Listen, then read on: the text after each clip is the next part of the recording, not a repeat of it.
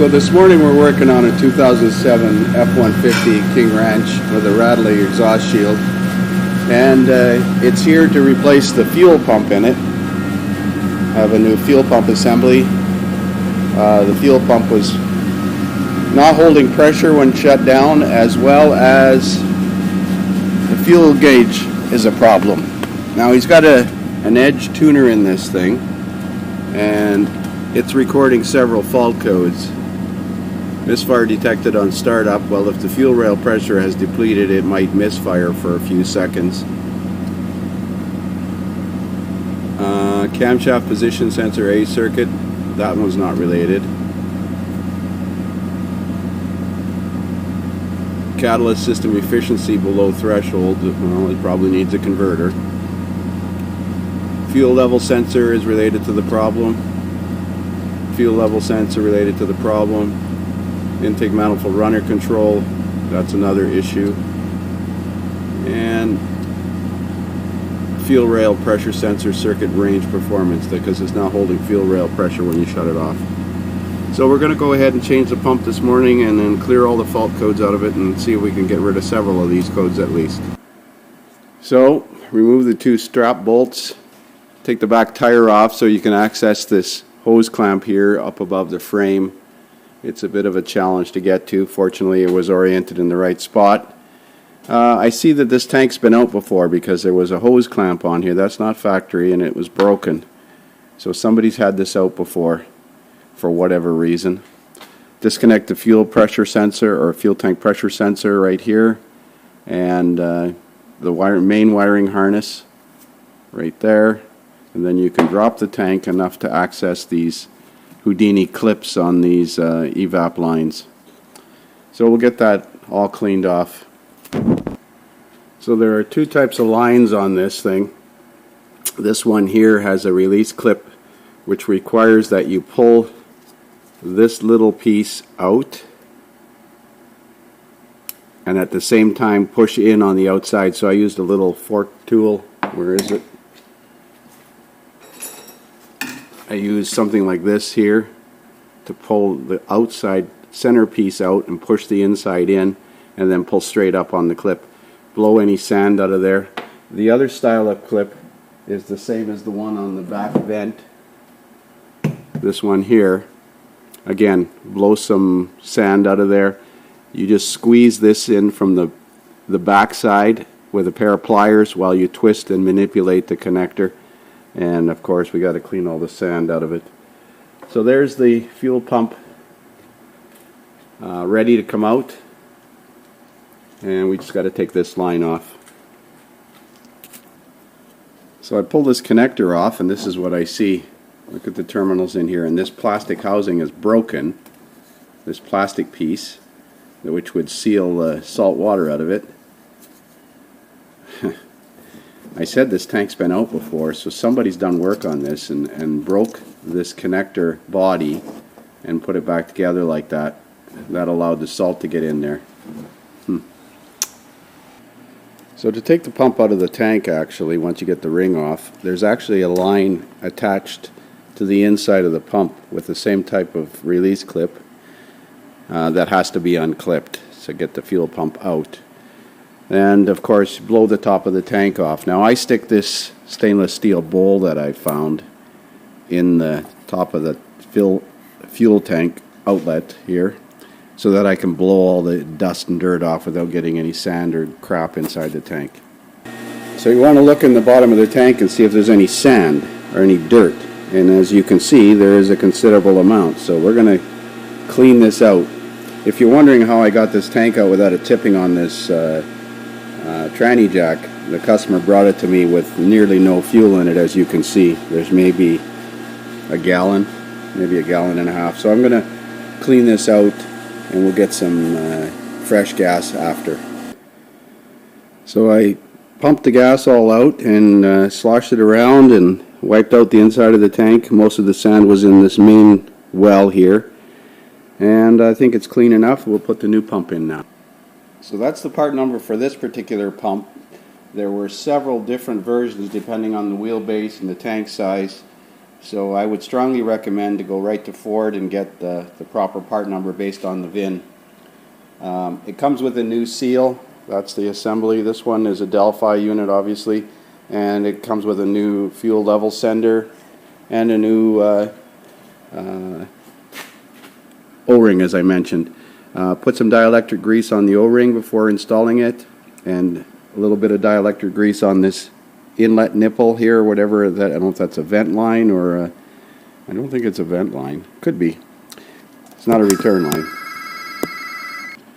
So I cleaned up the terminals in this connector with this Deoxit D5 and a diamond file. They look pretty good. It was just the terminals in the pump itself that had failed.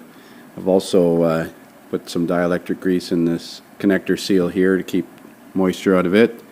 And we're going to put a little dielectric grease on all these fittings and reinstall this tank. Blow the sand off of this, clean the dirt off the filler pipe so it doesn't fall in there when we're putting it up, and reassemble it.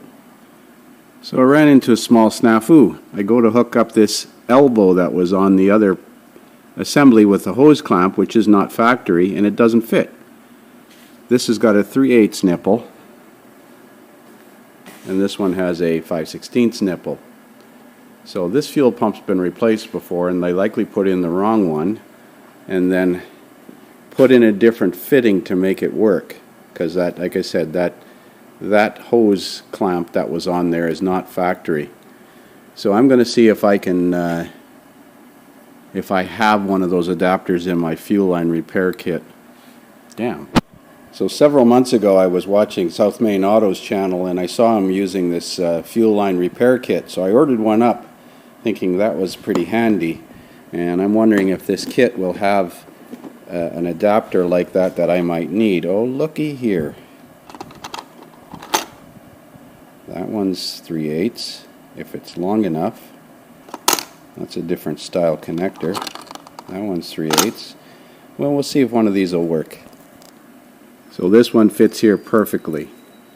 Different style release. This one you just squeeze the two tabs on the bottom. It's actually easier than these Houdini ones that Ford redesigned. But that should work. We'll put an aftermarket hose clamp on this. I think it's just a vent anyways. This is the main pressure line. You want to really make sure that that one's on secure. Like I said, this repair kit just paid for itself. It's a 3/8 to swivel to 5/16 8mm nylon elbow. That would work. So there's the tank back installed. In hindsight, it's probably a good thing this tank was out before, otherwise the strap bolts probably wouldn't have came out. They did come out, which kind of surprised me. I was prepared for drilling and breaking them off and stuff like that. But nevertheless, I see one other minor little problem here. The differential vent hose is broken off, so we're going to fix that. There's that other vent that you have to release back here, that vent pipe. Make sure that one's secure. And you can actually get the filler neck hose partially installed with the tank down about 1/2 inch. It makes it a little easier to get your hands up in this area here where the filler tank clamp is. It's kind of a challenge, but not that bad. So one of my customers gave me this little electric pump a few weeks ago, and boy, is it ever handy. Trying to lift a 5-gallon can up there to pour it in is a pain in the ass. Plus I use this to pump the fuel out of the tank. I could stick it down inside the tank, and it's just battery powered. It actually works pretty damn good. So although we were able to scan it before with the Edge tuner, we're going to look at what codes are in history now.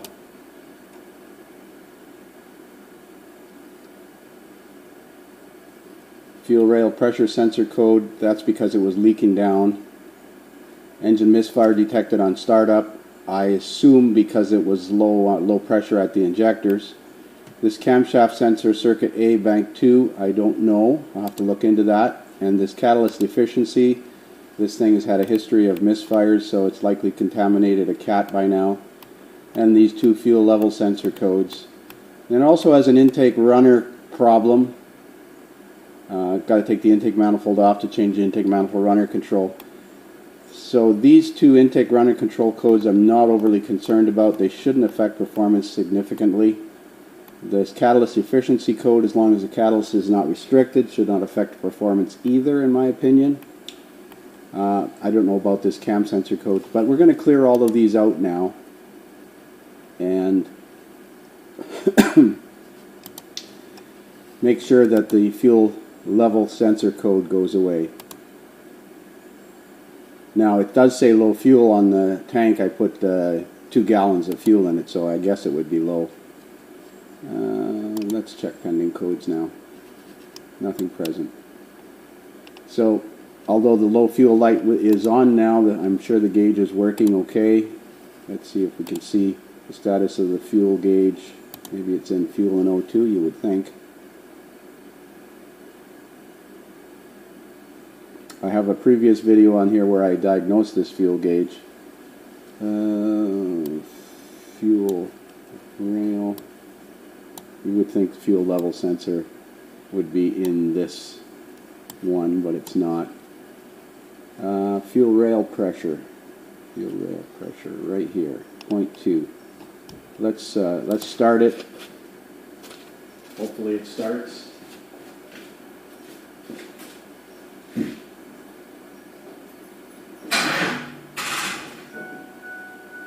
Wow, that battery's not very healthy. That's another thing he was complaining about, was the battery going dead. Been sitting for a couple of weeks, but he's got that edge tuner plugged in and it stays on all the time. I'm sure that drains the battery. So I'm just letting the battery charge up a bit here. The fuel level percent shows 11-12% right now. So that's working fine now. Fuel tank pressure voltage at 5 volts, that seems a little high. In hindsight now, I'm thinking maybe I didn't plug that sensor in. Damn. Well, there, that looks better. More realistic 2.6 volts. See, I do make mistakes. I forgot to plug in the fuel tank pressure sensor, but I was able to just reach up on top of the tank and snap the connector in place, so I'd already cleaned it and greased it. Anyways, if I didn't make mistakes, I'd be selling parts or something like that, I suppose. So now you can see the fuel rail pressure holds steady like it should. Desired is 60 and actual is roughly 60. So it's actually holding pressure like it's supposed to now. The engine is not running, by the way. So we're going to assume this is fixed for now. We're going to look into these other codes, especially the cam sensor code, see if there's anything interesting there. Here's a look at the O2 sensor readings. Remember, this had a bank 2 catalyst efficiency P0430 code, and you can see why here. The post catalyst O2 sensor, bank 2 sensor 2, is switching back and forth, whereas the bank 1 sensor 2 is flat lined at about 0.6, 0.7 volts as it should be. So this catalyst is poisoned, so it's going to reset this P0430 code. My only hope is that the catalyst is not partially plugged and therefore causing a drivability problem. That's it for now, because changing this catalytic converter on this one side is a pain in the you know what.